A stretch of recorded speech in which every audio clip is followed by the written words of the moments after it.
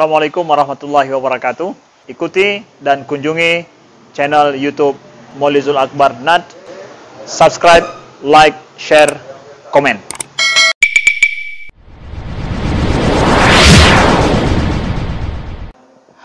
Meninggalkan tugas atau kewajiban demi menghadiri walimah. Nanti akan dapat dalam pembahasan kita yang berikutnya tentang uzur kapan boleh tidak hadir walimah, termasuk salah satunya bila beradu dengan kewajiban.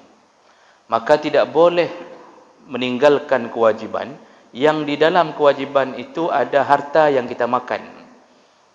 Artinya kita mengajar, lalu kita hadir walimah, sedangkan di sini kita tinggalkan mengajar, kita makan harta di sini, kita makan gaji di sini, dan ada beban moral. Artinya anak-anak kita tinggalkan, atau kerja di kantor yang nasabah menunggu, atau ada orang yang harus kita selesaikan urusannya. Ini kewajiban ini lebih utama daripada kewajiban menghadiri walimah.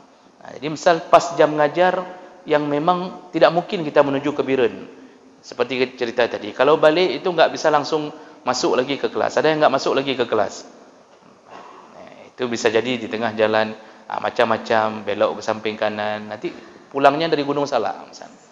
Bapak ni awal rumah bila pulang dari Gunung Salak, kan dimakan salak-salak dulu atau apa yang terjadi, itu sudah berdosa, meninggalkan kewajiban yang lebih utama. Maka di saat itu gugurlah kewajiban hadir walimah, boleh tidak hadir kalau beradu dengan kewajiban.